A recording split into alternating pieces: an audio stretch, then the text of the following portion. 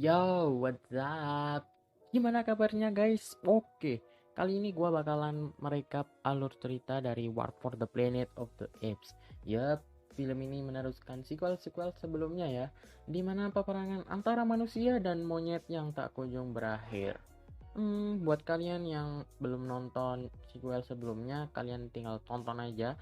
Linknya nggak ada di description.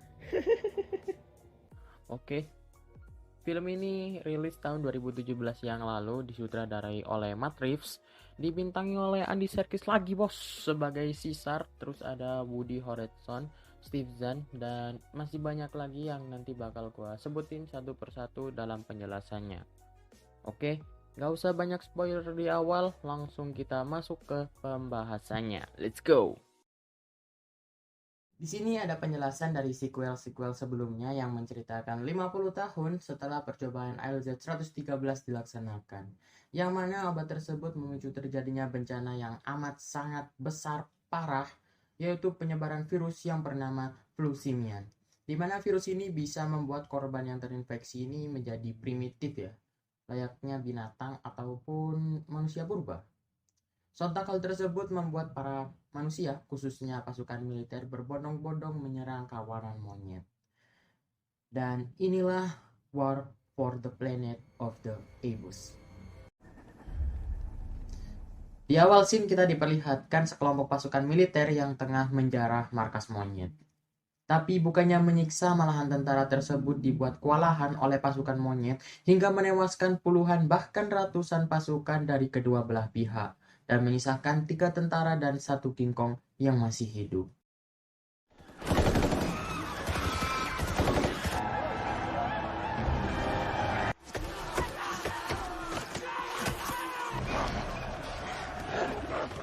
Kemudian sisa pasukan yang selamat langsung dibawa menghadap tuan kita semua, yaitu Caesar, untuk diinvestigasi.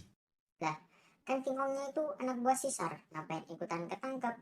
Oke, jadi gini coy, ada beberapa monyet pengikut Koba ya, yang mana Koba ini kan jadi pengkhianat di sequel sebelumnya, makanya pengikutnya pun juga jadi pengkhianat gitu, dan mereka berusaha untuk ngebunuh Caesar, tapi karena kekurangan anggota, mereka memutuskan untuk jadi babunya militer aja gitu. Oke, lanjut. Di sini Caesar menanyai para tentara apa tujuannya, dan tentara itu menjawab, semua orang khususnya militer sedang mengincar dirinya.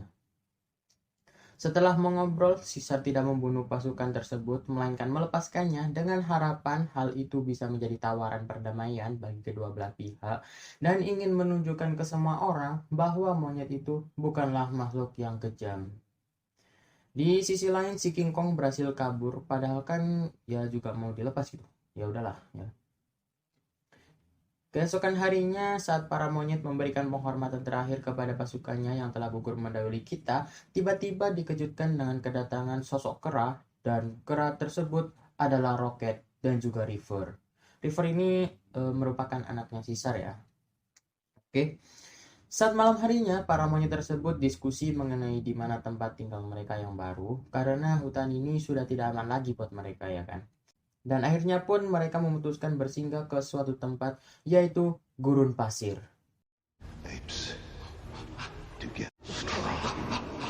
Saat para monyet sedang tertidur, Caesar secara tidak sengaja melihat sesuatu, dan sesuatu tersebut tiada lain dan tiada bukan adalah militer yang kita lihat tadi di awal, di mana sekelompok pasukan militer yang baru tersebut menggerebek markas monyet dengan cara diam-diam ala ninja. Tak butuh waktu lama, Caesar yang mengetahui hal tersebut itu pun langsung bergerak cepat untuk melawan militer tersebut dengan teknik Baba Yaganya John Wick.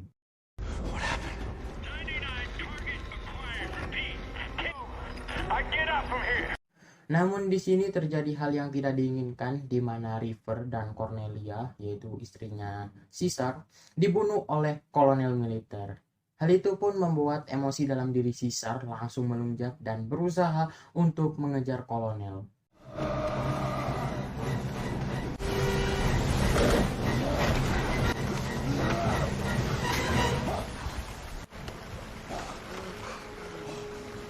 Sejak saat itu, Caesar bertekad untuk membalaskan dendam ke kolonel militer atas pembunuhannya yang dilakukan kepada istri dan anaknya Caesar.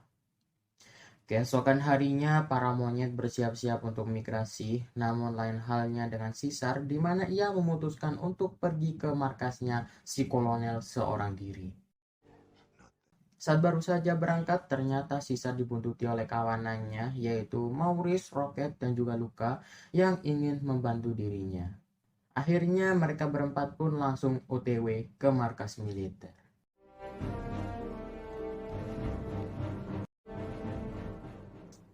Saat berada di tengah perjalanan, mereka menemukan sebuah pemukiman yang udah mati atau sepi lah, gak ada penghuninya. Tapi gak disangka ada seorang bapak yang tengah membawa kayu bakar. Karena terkejut dan juga takut, bapak itu berniat untuk menembak si Maurice.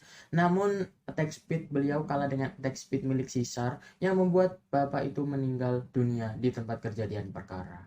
Di sini kita mulai melihat sisi gelap dari Caesar ya, yang ternyata sadis juga, anjir.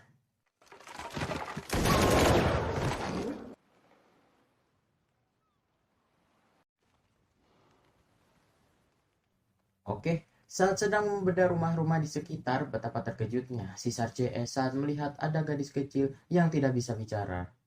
Karena Maurice tidak ingin meninggalkan anak itu, karena kasihan ya bapaknya dibunuh, dia juga sendirian di kampung. Akhirnya Maurice pun mengajak anak kecil itu untuk bergabung dengan mereka.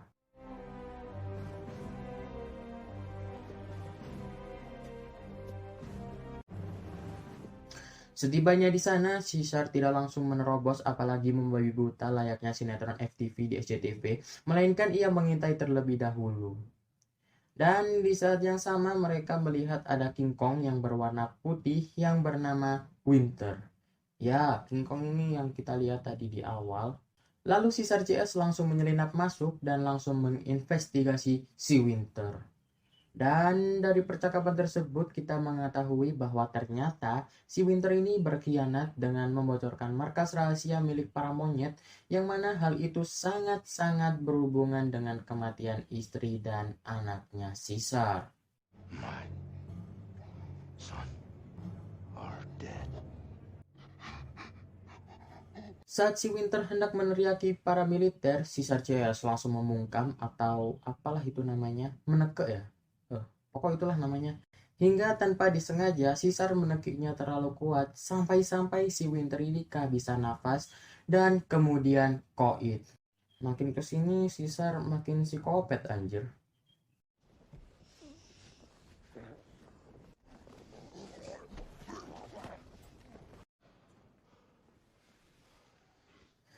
Saat beristirahat di perapian unggun, tiba-tiba muncul Koba dan berkata, Ape. Kill. Ape. ya, tapi itu cuma mimpi sih. Sesaat setelah terbangun, Caesar melihat para pasukan tentara dan langsung membuntutinya hingga sampai di perbukitan salju. Di sana Caesar sempat mendengar suara tembakan dari arah militer yang gak tahu nembakin apaan. Selang beberapa saat, Caesar CS menemukan mayat yang sudah tertimbun oleh salju. Dan ternyata mayat tersebut adalah pasukan militer tadi yang sudah terinfeksi flu simian. Maka dari itu militernya ditembak ya. Beberapa saat kemudian Caesar CS melanjutkan perjalanan, namun mereka kehilangan jejak para pasukan militer. Saat sedang mencari jejak si militer dengan cara menaiki caklis atau jaga listrik, datanglah sosok misterius yang langsung mengambil shotgun sekaligus kuda dan langsung dibawanya kabur. Untungnya si Luka melihat hal itu dan langsung mengejarnya. Di sini kita diperlihatkan adegan kejar-kejaran ala maling-malingan atau polisian anak TK ya. Tapi seru anjir.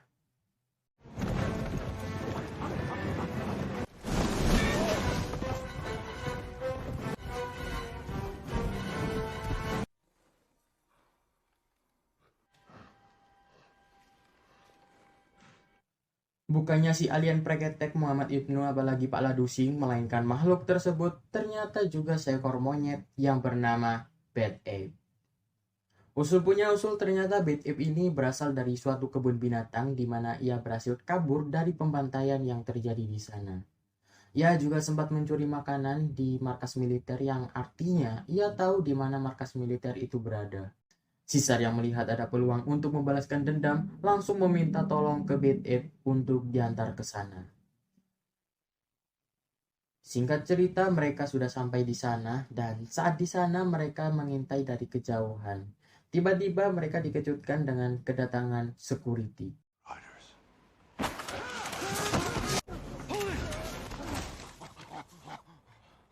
Namun sayang seribu sayang, Luka harus mengorbankan nyawanya demi menyelamatkan Caesar. Caesar yang semakin meluap emosinya karena semakin banyak korban yang berjatuhan, langsung berangkat menuju markas pusat dan ini baru namanya laki. Setibanya di sana, Caesar dibuat terkejut karena melihat ada banyak monyet yang sudah diikat dalam kondisi sekarat, bahkan ada yang sudah sakaratul maut. Dan ternyata kawanan monyet tersebut adalah sukunya Caesar sendiri. Kemudian ia sempat menanyakan ke monyet yang masih sekarat menggunakan bahasa Inggris. Apa yang terjadi? Dan monyet itu pun menjawab, seluruh monyet disiksa dan disuruh untuk bekerja sebelum mereka membunuh kami.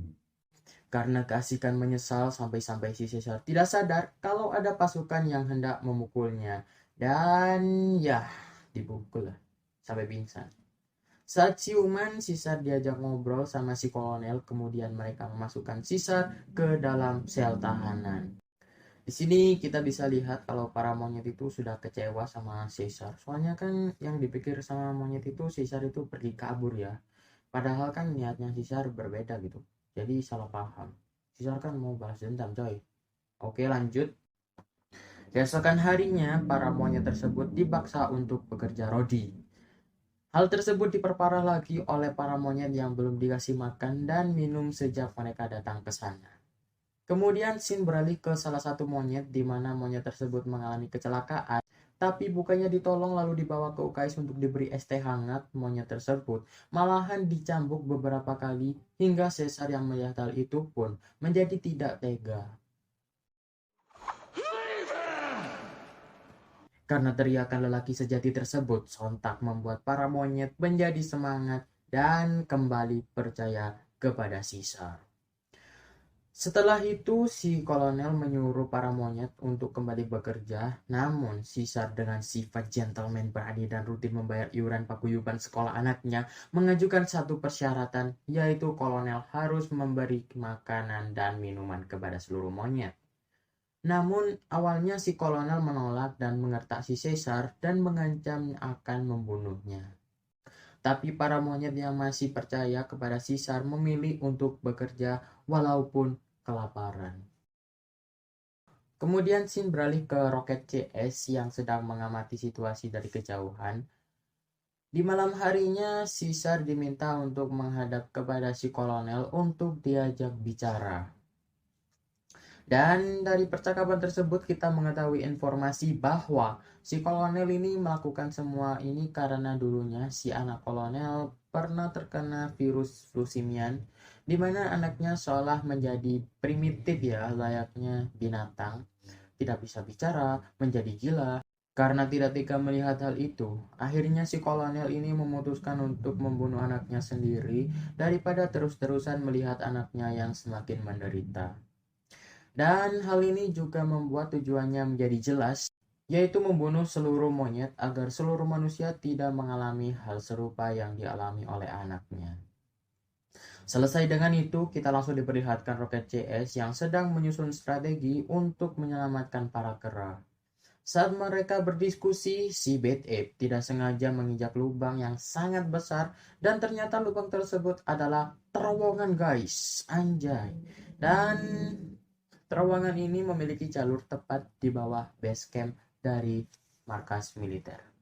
Kemudian scene beralih ke para monyet yang diberi makanan dan minuman, namun tidak dengan Caesar, di mana ia tetap diikat, tidak diberi makan, malahan Caesar disiram menggunakan air es. Anjir, dari sini kita tahu ya guys ya, kalau ternyata jadi pemimpin itu nggak enak coy. Berat anjir. Ya, kalau jabatannya digunakan dengan benar ya. Tapi kalau jabatannya disalahgunakan ya gimana bos? Oke, lanjut. Kemudian scene beralih ke Rocket lagi dan Maurice, di mana mereka berdua berhasil menemukan jalan masuk. Sementara itu, si Nova yang melihat Caesar tengah sekarat dengan polosnya jalan nyeruntul masuk ke dalam base camp. Dan anehnya, gak ada yang lihat.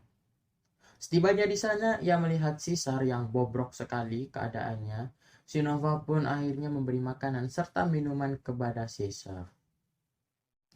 Ia juga sempat memberi boneka kepada Caesar. Tak lama kemudian datanglah beberapa tentara. Karena tidak ingin si Nova ketahuan, Rocket pun merelakan dirinya sebagai pengalihan perhatian.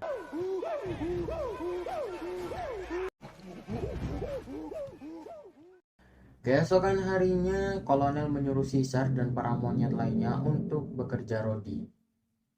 Namun saat si kolonel mengeluarkan Caesar, ia menemukan boneka. Boneka itu adalah pemberian dari Nova yang tadi itu ya.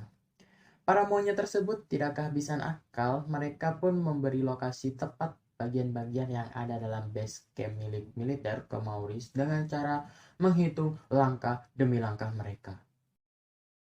Di malam harinya, Maurice CS beraksi di mana mereka berhasil menembus pertahanan militer dan mengembalikan asa para monyet untuk bisa bebas. Akan tetapi, harapan tersebut harus mereka simpan terlebih dahulu karena ada tandon air yang bocor sehingga menyebabkan banjir di dalam lorong.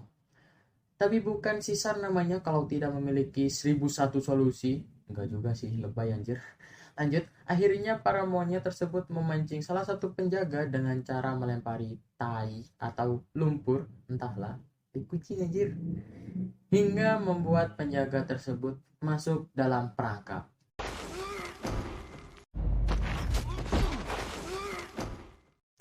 Singkat cerita, mereka semua berhasil lolos, namun lain halnya dengan Caesar yang mana ia memilih untuk mendatangi si kolonel untuk memenuhi misi balas dendamnya. Setibanya di ruangan kolonel, suasana di sana sangat berantakan, bos. Dimulai dari minuman yang berjajaran, peluru berhamburan, senjata tergeletak sana-sini, dan ternyata si kolonel juga dalam kondisi yang tepar tak berdaya ya. Dan saat mukanya si kolonel dilihat oleh Caesar, betapa terkejutnya. Ia saat melihat bahwa ternyata muka si kolonel sudah berlumuran darah. Usul punya usul, ternyata si kolonel ini terjangkit virus flu simian ya. Untung gak kena corona anjir. Oke, mungkin buat kalian ada yang bertanya-tanya. Lah, kok tiba-tiba kolonel mendadak terkena virus? Kalau benar kena virus, kenapa si Nova nggak terkena virus juga? Padahal kan si Nova lebih dekat sama monyet. Ya nggak? Ya nggak? Ya nggak? Oke. Jadi gini coy. Hal ini bisa aja terjadi ya saat dimana si kolonel ini menyentuh boneka dari kandang Caesar, yang mana kita tahu kalau boneka itu milik Nova sebelumnya.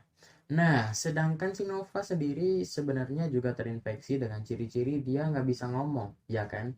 Hal tersebut bisa saja terjadi karena si Nova ini memiliki sistem imun yang cukup kuat, beda halnya dengan si kolonel, yang imun tubuhnya ini keteteran dengan virus ini ya. Oke, paham kan? Nggak paham. Oke, nggak apa-apa lah. Lanjut aja, durasinya kepanjangan anjir. Lanjut, Caesar yang tidak tega melihat hal itu pun akhirnya tidak jadi membunuh kolonel. Namun kolonel sendirilah yang membunuh dirinya sendiri. Dengan kata lain, dia bunuh diri. Di saat yang sama terjadi peperangan antara militer satu dengan militer yang lainnya, di mana peperangan tersebut menimbulkan kerusuhan di mana-mana.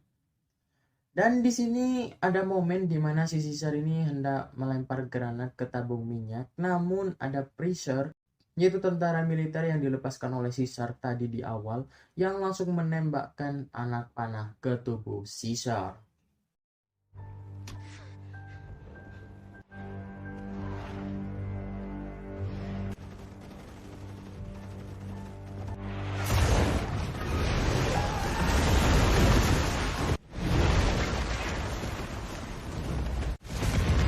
Setelah militer satu sudah kalah, militer yang satunya lagi langsung merayakan kemenangan.